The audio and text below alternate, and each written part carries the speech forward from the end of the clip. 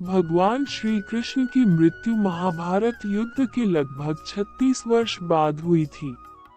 उनकी मृत्यु का मुख्य कारण एक शिकारी द्वारा छोड़ा गया तीर माना जाता है। भगवान श्री कृष्ण की मृत्यु की कथा।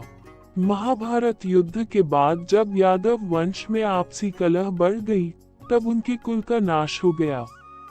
इस विनाश के बाद श्री कृष्ण अपने अंतिम समय में जंगल चले गए और एक पीपल के पेड़ के नीचे ध्यान में लीन हो गए। उसी समय जरा नामक एक शिकारी ने दूर से उनके पैर के तलवे को हिरण की आंख समझकर तीर चला दिया। जब वह पास आया तो उसने देखा कि उसने भगवान श्री कृष्ण को घायल कर दिया है।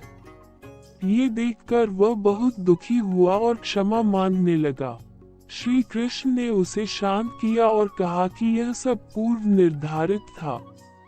ये घटना उनके अवतार के समाप्त होने का संकेत थी। अंत में उन्होंने अपना शरीर त्याग दिया और वैकुंठ धाम चले गए। इस घटना का आध्यात्मिक अर्थ। भगवान श्री कृष्ण की मृत्यु को केवल एक सामान्य मृत्यु नहीं माना जाता, बल्कि इसे उनके अवतार की समाप्ति के रूप में देखा जाता है। ये भी कहा जाता है कि यह घटना उनके ही पिछले जन्म राम अवतार में हुए एक कार्य का फल थी, जब उन्होंने बाली को छिपकर तीर मारा था। इस तरह भगवान श्री कृष्ण ने अपने अवतार को समाप्त किया और लोक धर्म को स्थापित करके पुनः अपने दिव्य धाम में लौट गए।